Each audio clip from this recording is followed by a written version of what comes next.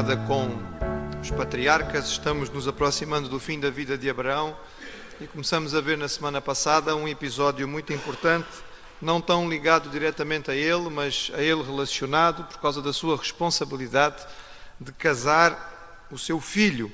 Dizíamos aos irmãos que esta era uma responsabilidade máxima para um pai. Na cultura oriental, continua sendo em muitas culturas orientais até hoje. Vimos como Abraão, que tinha a promessa de que a sua descendência seria como as estrelas do céu, chama o seu mordomo, o seu servo de mais importância, aquele em quem ele tinha grande confiança. Ser ou não Eliezer não é o mais importante, nós costumamos dizer que era, mas não temos a certeza absoluta porque o texto não o confirma, mas faz com que este homem lhe faça uma promessa, um juramento muito solene de que vai realmente encontrar alguém. Esse juramento é baseado na sua convicção de que o seu Deus é um Deus mundial, não é um Deus apenas regional, de que é um Deus que vai ajudá-lo neste processo, mas também uma grande convicção de que o seu filho não deveria se casar com nenhuma mulher dos povos pagãos aonde Abraão habitava, mas mantendo inclusive a sua tradição familiar, ele deveria ir buscar alguém da família dele, uma jovem da família de Abraão, longe, e Abraão já não tinha idade para fazer esta viagem, e ele confia totalmente neste servo. Também vimos, irmãos, que este texto nos menciona camelos. Expliquei aos irmãos que há alguma discussão a respeito de isto ser anacrónico ou não, ou seja, haver um erro aqui em termos de tempo, porque cria-se que, afinal de contas, os camelos só teriam sido domesticados muitos séculos depois. Vimos aqui que há bases arqueológicas bastante seguras a respeito da existência de camelos domesticados nesta época, mas na região da Mesopotâmia, de onde Abraão vinha, e seriam animais que seriam apenas possessão de homens muito ricos, como era o caso de Abraão. Portanto, não estamos a falar de alguma coisa que falha no sentido principal. Vimos também que o servo de Abraão, tendo aprendido com o seu senhor, chega à terra onde ele deve encontrar a noiva e ele começa a fazer uma coisa certa, que é, ele pede a Deus direção. Quero que os irmãos compreendam que o processo que é usado por este homem não era o mais tradicional. A tradição dizia que este homem deveria procurar a família de Abraão e ali então se apresentar com o seu objetivo, com o seu propósito e esperar que esta família lhe facultasse uma noiva. Mas ele está preocupado com que noiva vão lhe facultar. Ele está preocupado em encontrar uma noiva que tenha certas características muito especiais. E nós vimos na sua oração que ele pede a Deus estas características. Ele queria que ela fosse extremamente bonita, não é? Que chamasse muita atenção, fosse muito esbelta, enfim, tivesse um rosto angelical. É isso, não é? Não? Pois, as irmãs estavam atentas. As irmãs estavam atentas. O servo não se preocupa muito com o aspecto físico da noiva. Ele está preocupado com o seu caráter.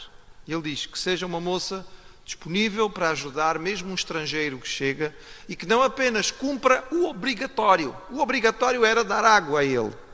Ele é um viajante, qualquer viajante que aproximando-se de alguém naquele tempo, naquela época, naquela cultura, até hoje provavelmente, e pedindo água, certamente ninguém nega um copo de água a alguém, não é? Mas que ela fizesse mais do que isto. No fim do dia de trabalho, cansada, que ela se dispusesse a dar de beber aos camelos. E nós fizemos aqui umas contas de cabeça para ter uma ideia do que isso representaria e disse aos irmãos que era trabalho pesado. No fim da tarde, ela teve que ir e vir do poço pelo menos umas 50 vezes para dar de beber a 10 camelos. Era muito camelo, não é? Era muito camelo, era muita água para beber. Apenas as imagens para nós recordarmos, portanto, Rebeca é quem surge. O texto diz que o nosso Deus é muito cuidadoso e Ele não somente nos dá aquilo que nós pedimos, mas Ele dá muito mais abundantemente além. A lista não dizia que ela tinha que ser bonita, mas o texto diz que ela era extremamente formosa. E acrescenta também que ela era virgem. Isso era um aspecto muito importante, mas o mordomo, quando orou, não se lembrou deste pormenor, que era fundamental. Podia ter aparecido uma outra moça qualquer e que, enfim, já não tivesse, digamos, a sua virtude poupada. Mas o Senhor toma conta de todos estes pormenores. Não somente ela dá água de beber a ele, mas a dar de beber a todos os camelos e, portanto, com plena disposição, ela trata de tudo isto. Tendo recebido todo este cuidado por parte dela e depois vendo que os seus camelos estão a beber, eu disse aos irmãos, precipita-se um bocadinho. Ele fica tão entusiasmado com a atitude da jovem, provavelmente também com a beleza dela, não devia deixar de ter ficado impressionado com isto, mas com o caráter dela, a boa disposição dela, que imediatamente ele se antecipa e começa a lhe oferecer as peças de dote, começando por um pendente de nariz e outras joias mais, sem saber de que família ela é. Quando o dote já está entregue, é que ele pergunta, não é? E as joias já tinham sido entregues, é que ele pergunta de onde ela vem, quem é a sua família. E ela então diz, a minha família é a família assim. E ele diz, olha, a primeira coisa que ele faz é agradecer ao Senhor. Senhor, muito obrigado, porque tu me trouxeste, me dirigiste e me levaste direitinho ao sítio certo, a alguém que pertence à família do meu Senhor. E nós suspiramos de alívio e pensamos que maravilha, está tudo resolvido. Não está, não, Senhor. Não está nada resolvido. Porque naquele tempo as noivas não opinavam. E o facto de ele ter encontrado esta moça e ter-lhe dado o dote e ter sido alguém da família certa e ele ficar entusiasmado com ela não garantia nada. Primeiro, ele não sabe se esta moça está livre. Ela pode estar comprometida. A probabilidade de Rebeca, com a idade que tinha, sendo uma moça já casadoira, estar comprometida, noiva de algum rapaz da sua zona, porque estes contratos eram feitos com antecedência, era enorme. Portanto, nesse caso, ela não estaria livre para casar. Ele também não pode ter certeza de que a família vai abrir mão da presença dela para fazer uma viagem, que naquele tempo era uma viagem brutalmente longe, para uma terra que eles não conhecem, para alguém com quem eles não conversaram, simplesmente baseado na palavra dele. Ou seja, quando chegamos aqui parece que está tudo definido, mas não está. É por isso que a história precisa ser contada outra vez. E é o que nós encontramos no capítulo 24 de Gênesis, a partir do verso 28, naquilo que nos parece uma espécie de repetição desnecessária, mas que é totalmente importante no contexto da narração de uma história no Médio Oriente. E diz assim, a jovem correu e fez saber estas coisas na casa da sua mãe. Curioso este pormenor, não diz na casa do seu pai. Era muito comum naquele tempo, que os homens tivessem mais de uma esposa. E era muito comum que, sendo assim, eles tivessem mais do que uma casa. Porque diz a regra da inteligência e do bom senso humano que não é bom colocar duas esposas na mesma casa. Então, havendo possibilidades, duas esposas em casas diferentes. E, portanto, ela vai ter a casa da sua mãe, certo? E não diz aqui do pai. E Rebeca tinha um irmão, cujo nome era Labão. Personagem este que nós vamos ter introduzido aqui, que depois vamos conhecer na história como um personagem, enfim, digno de nota. E Labão correu ao encontro daquele varão à fonte. E aconteceu que quando ele viu o pendente e as pulseiras sobre as mãos da sua irmã, e quando ouviu as palavras de sua irmã Rebeca, que dizia, assim me falou aquele varão, veio ao varão e eis que estava em pé junto aos camelos à fonte. E disse, entra, bendito do Senhor, porque estarás fora, pois eu já preparei a casa e o lugar para os camelos. Então veio aquele varão à casa, desataram os camelos, deram palha e pasto aos camelos e água para lavar os pés dele e os pés dos varões que estavam com ele. Nós vemos aqui, irmãos, já uma introduçãozinha do caráter de Labão. Labão é um homem movido pelo lucro fácil, pelo dinheiro. Nós vamos ver isto mais tarde, e quem vai sofrer isto na pele vai ser o filho de Rebeca, não é? O próprio sobrinho. O Labão entusiasma-se quando ele vê as joias que são trazidas, a qualidade do dote inicial. Tanto entusiasmado ele fica que vira-se logo para o homem que ele não conhece de lado nenhum, nunca viu na vida, e ele já virou bendito do Senhor, não é? Já é abençoado, porque no entretanto ele já abençoou a família, e já é de nós ficarmos de pé atrás com o caráter deste Labão. Diz o texto, depois puseram de comer diante dele, ele porém disse, não comerei até que tenha dito as minhas palavras. E ele disse, fala. Irmãos, este servo é um homem de caráter muito especial. Vamos lembrar que estamos falando de Abraão, servo do Senhor. Um homem que vive com Deus, um homem que é o pai da fé. E evidentemente que se Abraão tinha escolhido este homem para ser o mordomo da sua casa, tinha escolhido este homem para ser o administrador e tinha tanta confiança nele que lhe dá algo de fundamental. Os irmãos compreendem a importância que isto tem. Abraão recebeu uma promessa do Deus Todo-Poderoso, Criador dos céus e da terra. Ele sabe que o Deus verdadeiro falou com ele e disse que ele vai ter uma descendência importantíssima, na qual serão abençoadas todas as famílias da terra.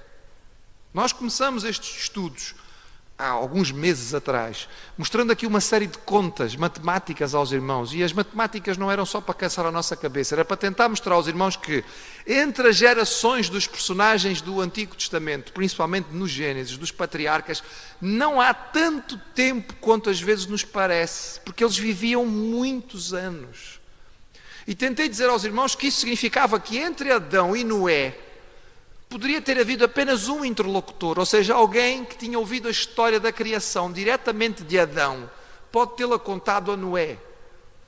E por outro lado, é possível que um dos filhos de Noé tivesse contado a história ao próprio Abraão. Ou seja, nós temos aqui 2 ou 3 pessoas entre a criação do mundo e Abraão, apesar de haver tantos anos se passando, porque eles viviam séculos naquela época, completamente diferente de nós hoje. Quem nos diz que Abraão já não entendeu, pelas histórias que ele conhece, das gerações que ele ouviu, a respeito da promessa de Deus a Eva, que um dia ia nascer alguém que ia fazer a diferença? Quem é que não nos diz que Abraão, ao receber a promessa do Senhor, não percebeu, afinal, vai ser na minha descendência? A descendência dele é muito importante e ele só tem um filho. Logo, só pode casá-la com uma esposa. Pelo menos a visão dele é esta. Ou seja, entregar esta tarefa a este homem é algo muito importante. E a confiança que ele põe neste servo é tão grande e este servo parece ser digno desta confiança. Vejam, irmãos, ele tem uma missão a cumprir e enquanto ele não a cumprir, ele não vai parar. É aquilo que a gente costuma dizer aos filhos em casa, não é? Primeiro o trabalho de casa, depois a televisão. Primeiro o trabalho de casa, depois o jogo no computador. Primeiro a gente vai tratar do que eu vim fazer. Eu vim de longe, de muito longe, eu preciso tratar deste assunto. Nós não vamos comer enquanto... Eu não vou conseguir comer enquanto isto não estiver resolvido. E isto é um testemunho muito bonito da urgência da missão que este homem tem. Então eles dizem, está bem, ok, tá, a comida vai esfriar, mas olha, fala, diz o que é que tens para dizer. E ele diz, eu sou o servo de Abraão. Pode parecer insignificante, irmãos, mas tão bonito esta palavra inicial dele. Ele podia ter-se apresentado de outra maneira, talvez aproveitar para pôr uns galões que ele não tinha, não era? Dar uma figura um pouco mais superior, mas ele assume a sua posição. Olha, eu sou servo, e a palavra que ele usa aqui é esta mesmo, eu sou um escravo da casa de Abraão, sou apenas um servo, eu estou aqui representando alguém. E o Senhor abençoou muito o meu Senhor. E ele fala aqui diretamente de Deus e reconhece que é Deus que tem abençoado a Abraão. E de maneira que foi engrandecido e deu-lhe ovelhas, vacas, prata, ouro, servos, servas, camelos e jumentos. E Sara, a mulher do meu senhor, gerou um filho a meu senhor depois da sua velhice. E ele deu-lhe tudo quanto tem. É claro que isto é importante para a família saber que o casamento que ele está aqui a propor não é com um filho secundário, mas não é o primogênito, é o unigênito. Só tem este, não há mais nenhum. Ele vai herdar todas as coisas. E meu Senhor me fez jurar, dizendo, não tomarás mulher para teu filho das filhas dos cananeus, em cuja terra habito. Irás, porém, à casa de meu pai, à minha família, e tomarás mulher para meu filho. Então eu disse ao meu Senhor, porventura não me seguirá a mulher? E ele disse, o Senhor em cuja presença tenho andado, enviará o meu anjo comigo e prosperará no teu caminho, para que tomes mulher para meu filho da minha família e da casa de meu pai. Então serás livre do meu juramento quando fores à minha família. Se não te aderem, livre serás do meu juramento. Os irmãos percebem aqui algumas pequeninas alterações na narrativa que ele vai fazer. O que ficou combinado com Abraão foi, se ela não quiser vir, mas ele sabe que ela não depende só dela, portanto ele diz, se vocês não a quiserem dar, e ele já coloca o peso da responsabilidade sobre a família dela com quem ele está dialogando neste momento. E hoje cheguei à fonte e disse, ó Senhor Deus do meu Senhor Abraão, se tu agora prosperas o meu caminho no qual eu ando, eis que estou junto à fonte de água, seja pois que a donzela que sair para tirar água, e à qual eu disser, ora dá-me um pouco de água do meu cântaro, ela me diga, bebe tu também, e também tirarei água para os teus camelos, esta seja a mulher que o Senhor designou ao filho do meu Senhor. Ele conta a história, explicando à família que ele estava à procura de alguém com qualidades morais especiais. E antes que eu acabasse de falar no meu coração, eis que Rebeca saía com o seu cântaro sobre o seu ombro e desceu à fonte e tirou a água. E eu lhe disse, ora dá-me de beber. E ela se apressou e abaixou o seu cântaro de sobre si e disse, bebe, e também darei de beber aos teus camelos. E bebi, e ela deu também de beber aos camelos. Então lhe perguntei e disse, de quem és filha? E ela disse, filha de Betuel, filho de Naor, de quem lhe gerou Milca. Então eu pus o pendente no seu rosto e as pulseiras sobre as suas mãos. E inclinando-me adorei ao Senhor e bendisse ao Senhor Deus do meu Senhor Abraão, que me havia encaminhado pelo caminho da verdade para tomar a filha do irmão de meu Senhor para seu filho. Agora, pois, se vós haveis de mostrar beneficência e verdade a meu Senhor, fazei-me saber, e se não, também me fazeis saber, para que eu olhe à mão direita ou à esquerda. Há aqui uma ligeira alteração na narração em relação àquilo que ocorreu. Os irmãos perceberam? Ele alterou a ordem do quê? Do momento em que ele dá o dote. Porque na narração nós lemos que ele se entusiasma tanto com Rebeca que dá logo o dote. E depois é que para e diz assim, mas espera aí, de que família és tu? E ela diz, não, eu sou da família assim, assim, assim. Ele diz, oh, é da família de Abraão. E ele aqui diz que primeiro ele perguntou de que família ela era. E depois que ela diz de que família é, ele diz, ou seja, ele está preocupado, ele está a cumprir a função dele. Ele sabe que isto é importante para a família. Ele quer dar a entender à família que era mais importante para ele o aspecto da família do que propriamente o aspecto ligado à moral ou ao caráter da moça. Mas não foi. Pelo menos nós sabemos isso em termos da história. Eu não sei se acontece ao irmão isto, mas quando nós lemos esta história e lemos outra vez toda esta parte, parece-nos repetitiva. A gente acabou de ler isto e vai ler outra vez. Mas vamos guardar aqui um sentido importante, irmãos. Isto que este homem faz tem um nome. Muito simples. Chama-se testemunho. Testemunho é contar aquilo que aconteceu. Certo? É por isso que repete. Porque as pessoas que estão a ouvir não sabem. Ele está a contar aquilo que aconteceu. E ele está a dar testemunho, sobretudo, da maneira como o Deus do seu Senhor, Abraão, responde às orações. E o guiou neste caminho. E que este processo de negociação da noiva não é um processo comum, mas que há uma intervenção sobrenatural para que este casamento aconteça. Isto é importante para nós por várias razões. Primeiro, porque nós temos que lembrar que testemunhar foi aquilo que Jesus pediu que nós fizéssemos. O Senhor não nos pediu que fizéssemos cursos de teologia. Eles são úteis, mas não são obrigatórios. O Senhor não nos pediu que nos tornássemos mestres em assuntos bíblicos. É útil, é bom, mas não é essencial. O que Jesus disse aos seus discípulos foi: vocês serão minhas testemunhas. Vocês vão contar aquilo que vocês virem. Contem a vossa experiência. Irmãos, a experiência humana é algo extraordinário. A nossa história tem um peso que mais nada tem. Quando nós podemos dizer a alguém, eu vivenciei. Irmãos, o mundo sabe disto. Os técnicos de marketing, de publicidade, sabem disso. É por isso que nós temos tanta gente a aparecer em revistas, em jornais, em televisão, em programas a dizer, aconteceu comigo. É por isso que há tantas fotografias, muitas delas alteradas e adulteradas, etc. Mas a gente vê constantemente aparecer, então, antes e depois, não é? Antes aparece aquele indivíduo desleixado, com a barriga para a frente, os ombros para trás, um grande barrigão, e logo a seguir aparece o sujeito esbelto, com um abdômen que parece o Cristiano Ronaldo, e os indivíduos olham para aquilo e dizem, vou já comprar isto, não é? Não preciso ir para o ginásio, não preciso fazer exercício nenhum, e vou ficar assim tão bonito quanto este fulano. E a gente nem vê que se calhar é a mesma pessoa, só conforme o ângulo da fotografia é tirado, etc. Mas porquê que isto é importante? É testemunho. Alguém vivenciou aquilo. Vale mais do que uma explicação técnica.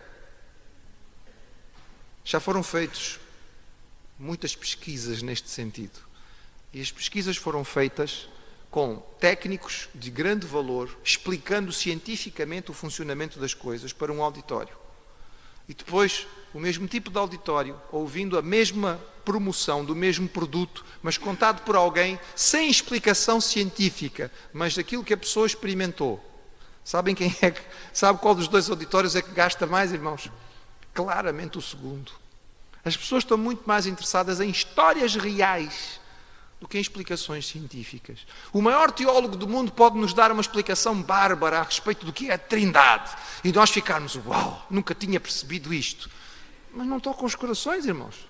O que toca os corações é a minha experiência, é a sua experiência.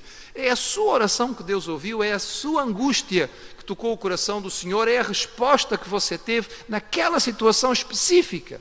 E o que este homem faz é testemunho. Ele conta o que aconteceu com ele.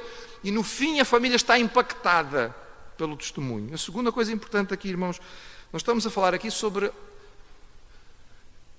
o facto de que Deus está interessado nos casamentos. Foi Deus que criou o casamento. Ele está profundamente interessado no casamento. E o jovem crente devia entender isto e confiar no Senhor. Talvez, se Isaac ouvisse a oração do servo, dissesse, não termines a oração ainda, espera, eu tenho mais umas coisas para pôr na lista. Mas ninguém conhecia melhor o coração de Isaac do que o Senhor. E por isso Deus prepara a pessoa certa.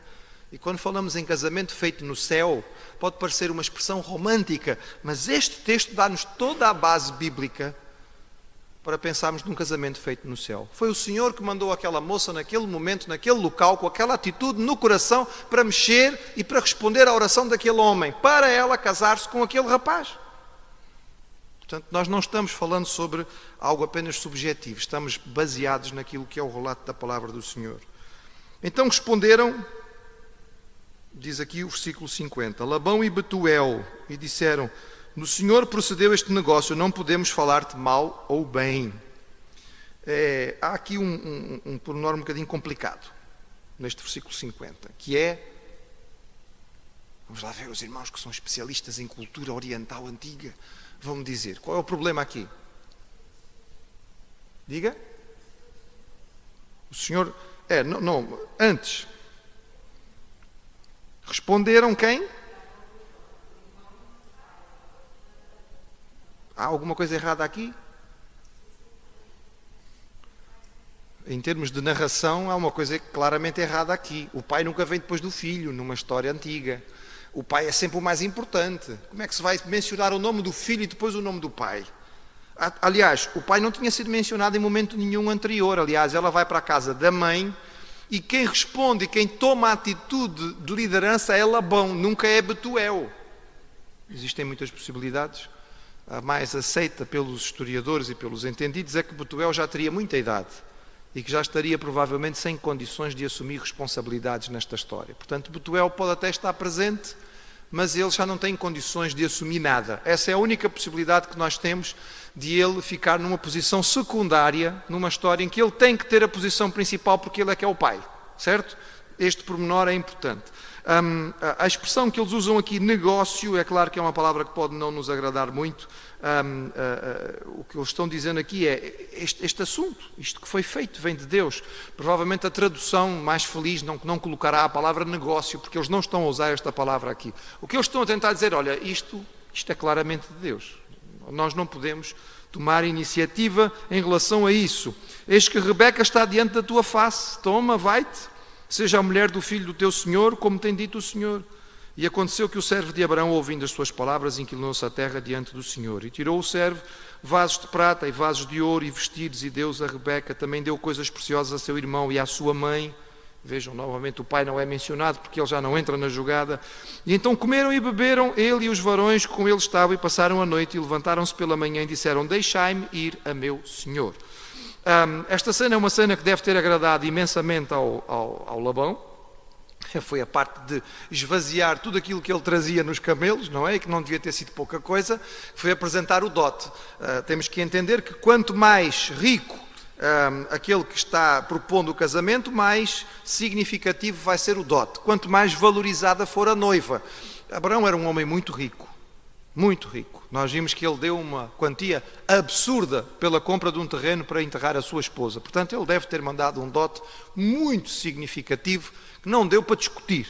E o assunto está resolvido. Vejam, Rebeca não foi chamada para aqui até agora, porque ela não tem que tomar decisão nenhuma. Ela é apenas a moça, a filha. Ela sabe que esta decisão é tomada pelos mais velhos e, no caso, é o seu irmão, na falta do pai, que toma a decisão. Na manhã seguinte, o servo quer ir embora. Mas os assuntos nos tempos orientais não se resolviam assim, não é? Então disseram seu irmão e sua mãe: fique a donzela connosco alguns dias, ou pelo menos 10 dias, e depois irá. Ele, porém, disse: não me detenhais, pois o Senhor tem prosperado o meu caminho, deixai-me partir para que eu volte a meu Senhor. E disseram: chamemos a donzela e perguntemos-lhe. Chamaram a Rebeca e disseram-lhe: irás tu com este varão? E ela respondeu: irei. Então despediram a Rebeca, a sua irmã, e a sua ama, e ao servo de Abraão e a seus varões. Isto era a tradição da terra, não é? Vamos que lembrar o seguinte: eles sabiam, tinham a noção de que Rebeca vai embora para uma terra muito distante e que existe uma probabilidade significativa de que nunca mais a vejam, e realmente nunca mais vão vê-la. A viagem de sentido único, só comprou viagem de ida, não é ida e volta. Portanto, ela vai e não volta mais. Eles sabem disto. É natural que eles queiram fazer uma festa. Eles acabaram de fazer um casamento muito proveitoso. Eles querem que os amigos, os vizinhos, os companheiros saibam desta informação. E, portanto, é natural que esta festa dure alguns dias. Era obrigatório. Mas o servo, mais uma vez, mostra a urgência da sua preocupação.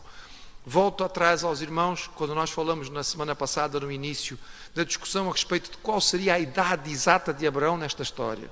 Porque aparentemente ele ainda vai viver muitos anos. Mas ele dá a entender no seu discurso com o servo de que ele está para partir. E, portanto, que este assunto tem que resolver depressa, porque ele não pode correr o risco do servo voltar e Abraão ter morrido. Seria como se ele não tivesse cumprido a sua função. E, portanto, ele tem ansiedade de voltar. Até porque ele sabe que esta volta também não é uma volta rápida. Eles não vão apanhar o avião no aeroporto de Harã, não é? Eles vão apanhar os camelos e fazer uma longa viagem de muitos dias para poder chegar à sua terra. E, portanto, eles querem se despachar. E aqui entra algo interessante. Aqui eles mandam chamar Rebeca. Já tinha dito aos irmãos que nós sabemos que Isaac era um personagem muito manso.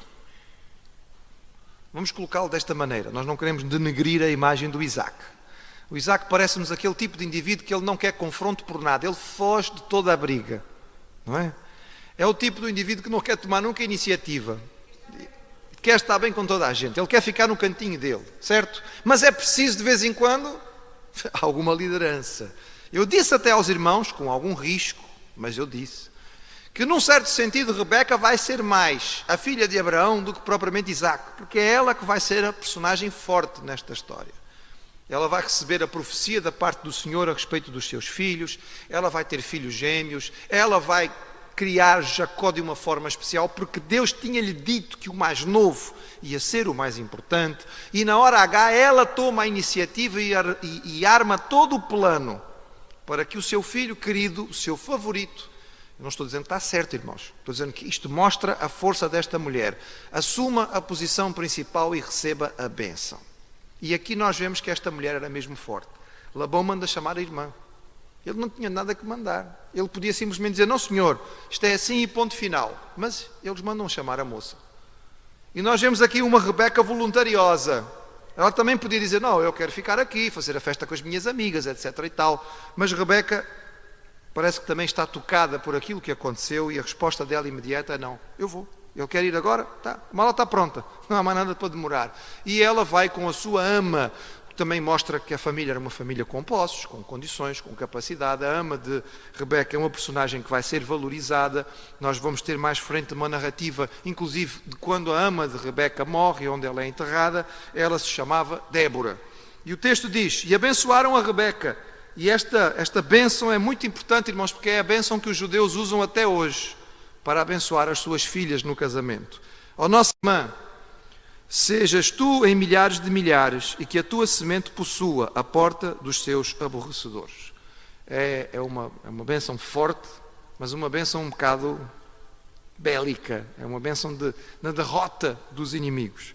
E Rebeca se levantou com as suas moças e subiram sobre os camelos e seguiram o varão. E tomou ele servo e tornou aquele servo a Rebeca e partiu. Ora, Isaque vinha do caminho do poço de Laai-Roi, porque habitava na terra do sul.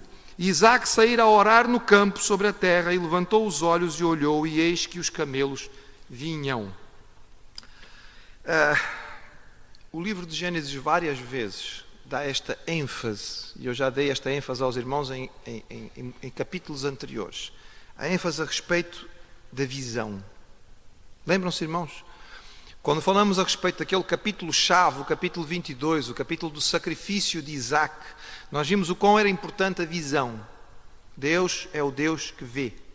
A tradução que nós temos do Deus proverá tem a ver com isto. É o Deus que vê antecipadamente. Deus vê o que é necessário, Ele vê o que é preciso e por isso Ele deixa que esteja ali no momento certo.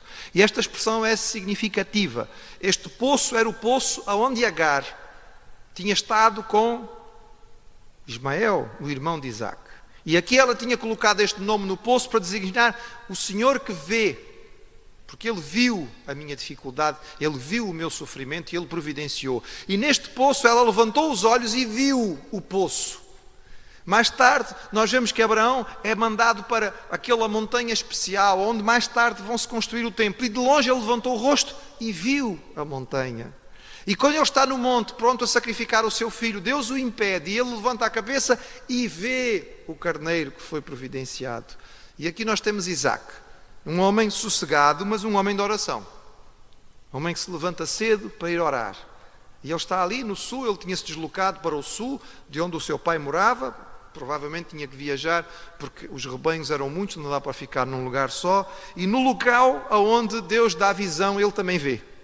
Ele levanta e vê a caravana que se aproxima. E Rebeca também levantou os seus olhos e viu a Isaque. Os dois vêm, não é? Irmãos, não digam que este capítulo 24 não é um dos mais românticos da Bíblia. E lançou-se do camelo e disse ao servo: quem é aquele varão que vem pelo campo ao nosso encontro? E o servo disse: é o meu senhor. Então tomou ela o véu e cobriu-se. O véu não era usado normalmente pelas moças solteiras. O véu passa a ser uma obrigatoriedade da jovem casada, certo? A partir do momento em que ela é casada, ela tem que proteger o seu rosto daqueles que não são o seu marido. As moças solteiras normalmente podiam andar sem véu.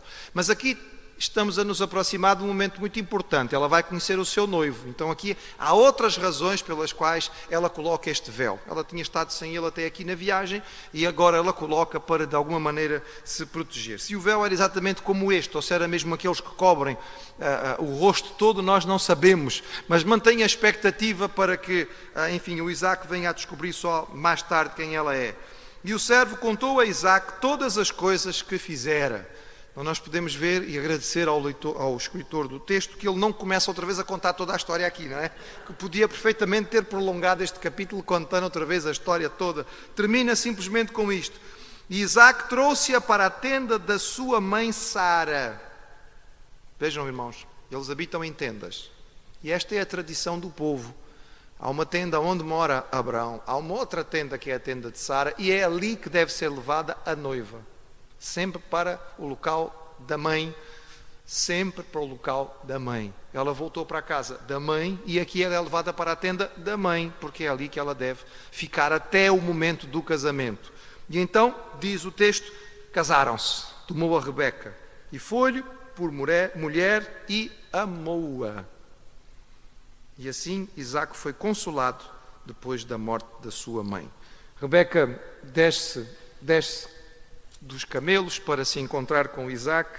Isaque ouve o relato e descobre que Deus esteve por trás de todo este processo, encaminhando a moça certa para que ele se case. E certamente quando nós falamos aos jovens de hoje em dia a respeito de casamentos arranjados, eles sempre fazem cara feia, não é? Imagina, nós é que escolhemos de acordo com o nosso coração. Eu quero casar por amor. A gente ouve às vezes dizendo, mas o texto termina dizendo que ele amou-a. E depois diz o texto que assim Isaque foi consolado da morte da sua mãe. Irmãos, reticências. Vamos guardar isto, que é o cuidado do Senhor. Ele tomou conta daquilo que era a sua promessa. E mais uma vez, dizer aos irmãos o que já tínhamos dito outra vez em outros capítulos. A razão principal pela qual o Senhor faz isto é para manter de pé o compromisso que Deus tem a ver com a promessa do Senhor, acima de qualquer outra coisa. Com a sua palavra e o seu plano. Deus sabe que esta mulher é a mulher certa para Isaac. Ele precisa de uma mulher forte como esta ao seu lado. E nós vamos ver nos próximos episódios, ou nos próximos capítulos, o quanto Rebeca vai ser importante no decorrer desta história.